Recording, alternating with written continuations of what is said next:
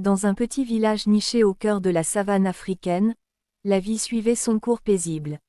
Les enfants couraient à travers les sentiers poussiéreux, les anciens racontaient des légendes au coin du feu, et le bruit des marteaux résonnait depuis la forge de Quadio, le forgeron du village.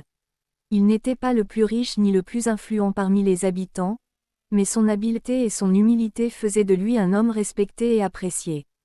Quadio était un jeune homme dans la fleur de l'âge, aux épaules larges et au sourire chaleureux.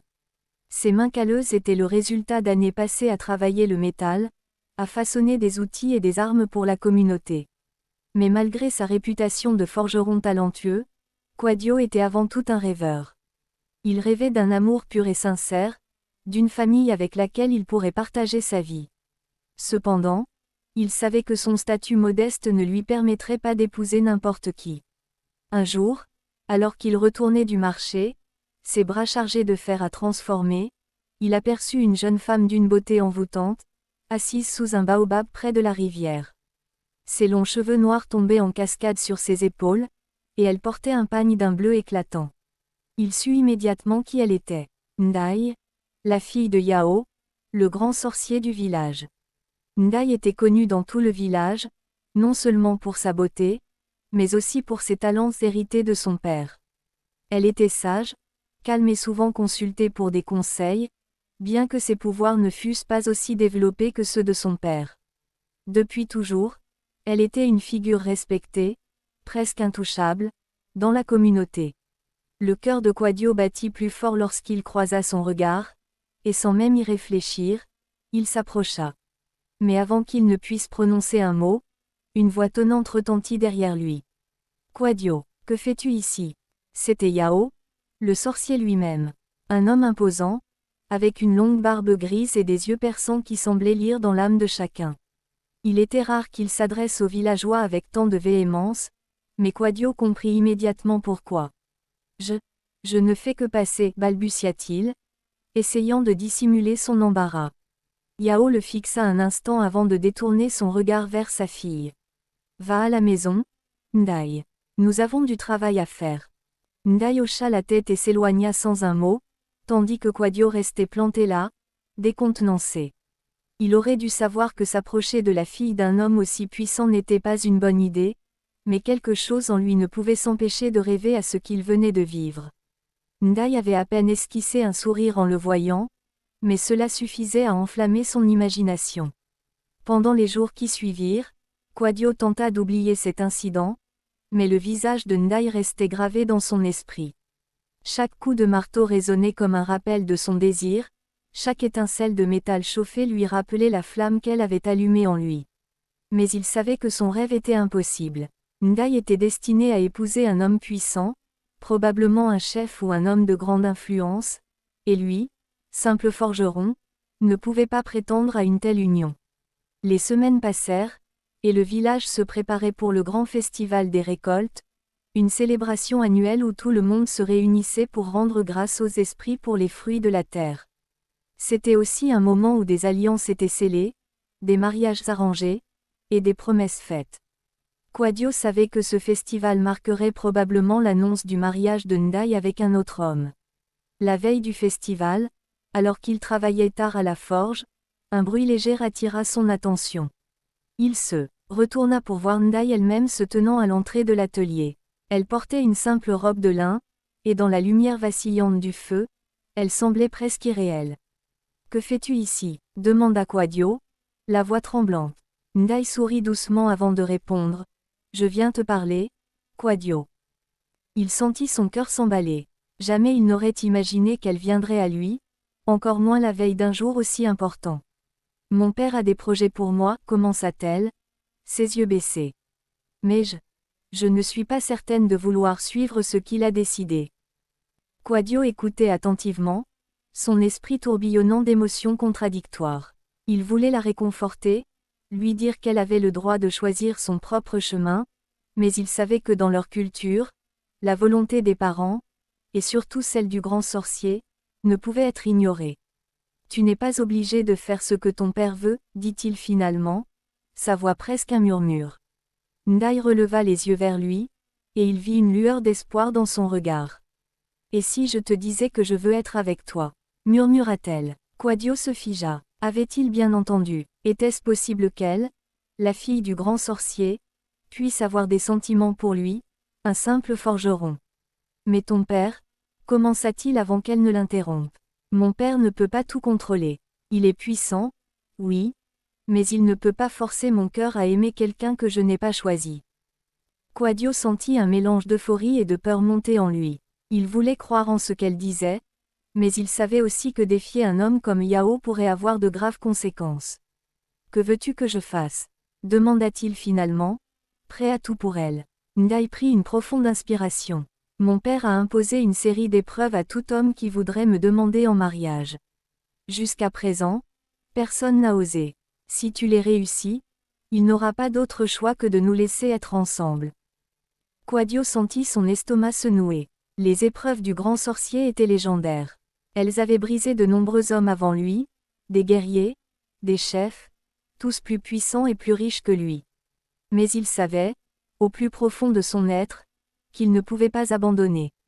Pas après avoir entendu les mots de Ndaï. Je suis prêt, déclara-t-il fermement. Quadio se tenait droit, déterminé face aux paroles de Ndaï. Elle avait éveillé en lui un mélange de courage et de crainte, mais surtout une force nouvelle qu'il ne soupçonnait pas avoir.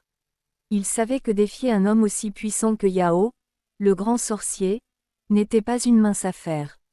Cependant, l'idée de gagner l'amour de Ndaï lui donnait la force d'affronter l'impossible. Le lendemain matin, à l'aube, Quadio se rendit chez Yao pour lui annoncer qu'il acceptait de passer les épreuves. Le vieux sorcier l'accueillit avec un sourire énigmatique, ses yeux perçants fixés sur le jeune forgeron. Dans la hutte du sorcier, l'air semblait lourd de mystère. De nombreux talismans pendaient du plafond, et des pots d'herbe et de poudre médicinale étaient alignés sur les étagères en bois. Un feu brûlait au centre de la pièce, créant une lumière vacillante et une odeur âcre. « Tu es bien courageux, Quadio, dit Yao d'une voix grave. Tu n'es pas le premier à venir ici pour tenter de gagner la main de ma fille. Mais tu pourrais être le dernier. » Quadio ne répondit pas, se contentant de soutenir le regard du sorcier. Il savait que ces épreuves ne seraient pas des défis physiques ordinaires.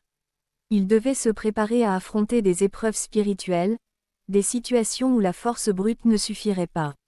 Yao se leva lentement et se dirigea vers une grande jarre, en terre cuite ornée de symboles anciens.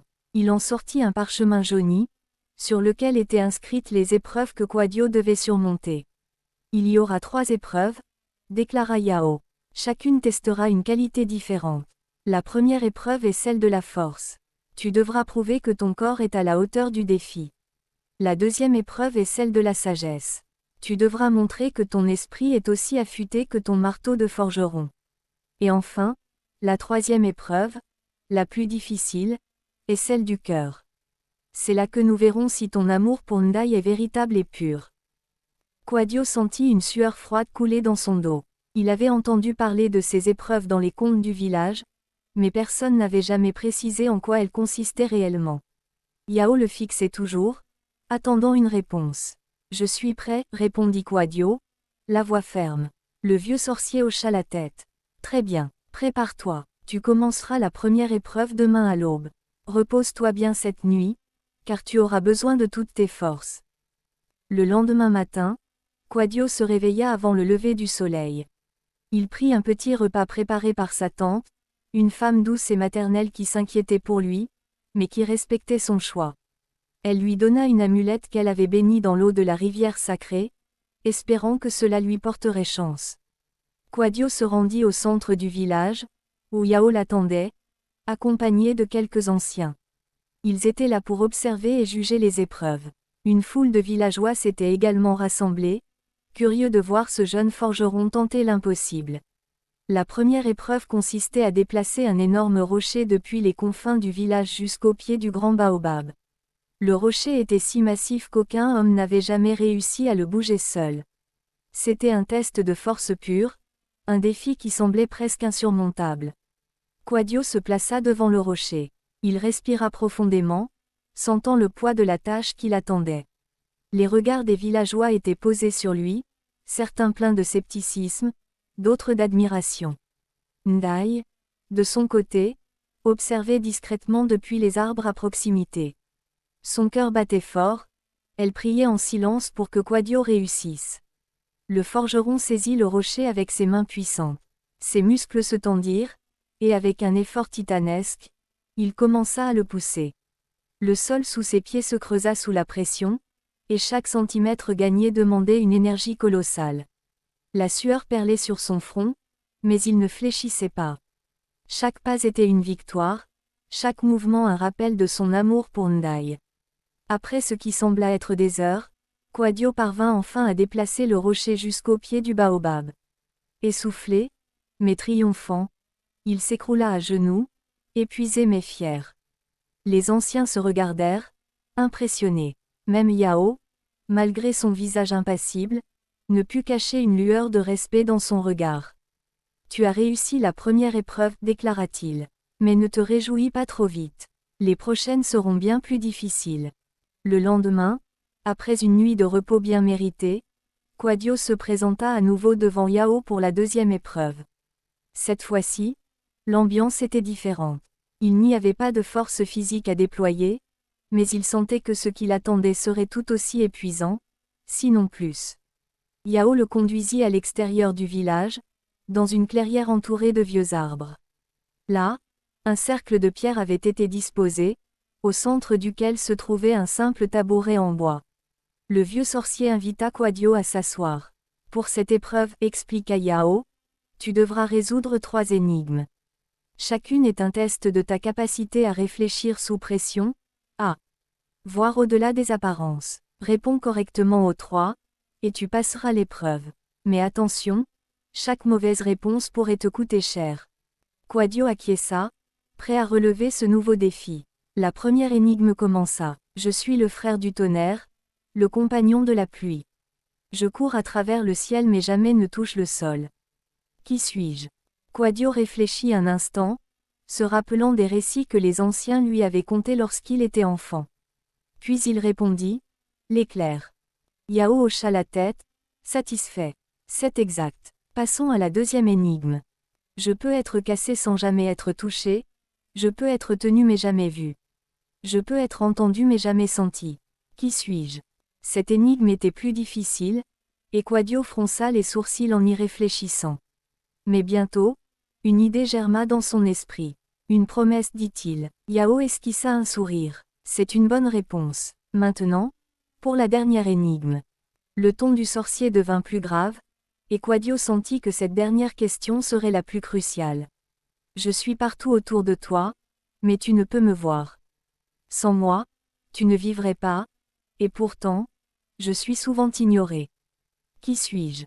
Quadio ferma les yeux, cherchant la réponse en lui-même. C'était une question simple, mais profonde. Puis il réalisa que la réponse était évidente. L'air, répondit-il calmement. Yao resta silencieux un moment, puis acquiesça lentement. Tu as bien répondu aux 3 énigmes. Tu as prouvé que tu possèdes non seulement la force, mais aussi la sagesse. Quadio avait passé avec succès les 2 premières épreuves, la force et la sagesse. Mais il savait que le plus difficile restait à venir. La 3e épreuve, celle du cœur, était entourée de mystères. Personne, pas même les anciens du village, ne savait exactement ce que Yao avait préparé pour ce dernier défi. Ce soir-là, Quadio, bien que fatigué par les épreuves précédentes, ne put trouver le sommeil. Il ne cessait de penser à ce que la 3e épreuve pourrait être. Il savait que l'amour qu'il portait à Ndaye était sincère et profond, mais il craignait que cela ne suffise pas. Yao était un homme rusé et plein de ressources, et Quadio savait qu'il ne pouvait pas se permettre de baisser sa garde. Au petit matin, alors que les premiers rayons de soleil éclairaient le village, Quadio se leva et se dirigea vers la hutte du grand sorcier. Une foule s'était rassemblée une fois de plus pour assister à ce moment crucial.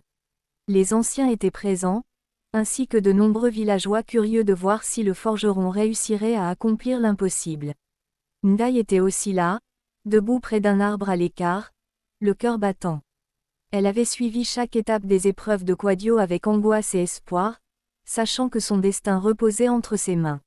Yao sortit de sa hutte, vêtu de ses habits traditionnels de cérémonie, un bâton de bois sculpté à la main.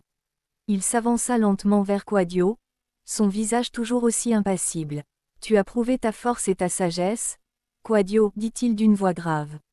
Mais la dernière épreuve, celle du cœur, sera la plus difficile de toutes.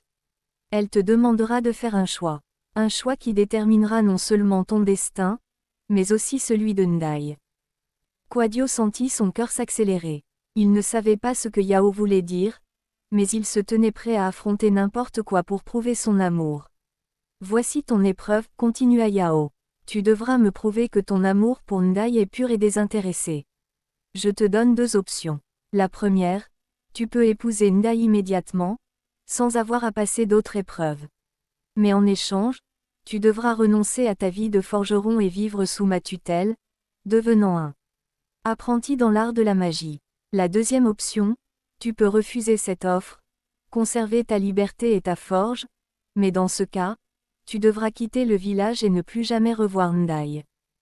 Un murmure parcourut la foule. C'était un choix cruel, et tous savaient que Quadio serait déchiré entre son amour pour Ndaye et son désir de rester fidèle à lui-même. Le silence s'installa alors que tous attendaient sa réponse. Quadio regarda Yao droit dans les yeux, puis tourna son regard vers Ndaye. Son cœur se serra. Il savait à quel point elle lui était chère, mais il savait aussi que renoncer à ce qu'il était, à sa vocation de forgeron, serait un sacrifice immense. Le travail du métal faisait partie de son identité, de sa force intérieure.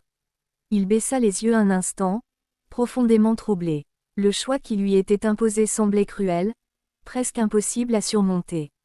Mais une pensée persistait en lui, l'amour véritable ne devait pas être une prison.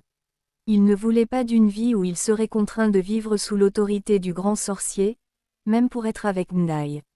Leur amour, s'il était véritable, devait pouvoir s'épanouir dans la liberté. Quadio prit une profonde inspiration, puis leva la tête avec détermination. Yao, je respecte ton offre et ton pouvoir. Mais je ne peux pas renoncer à ce que je suis. Mon amour pour Ndaye est profond et sincère, mais je ne peux sacrifier mon identité pour cela.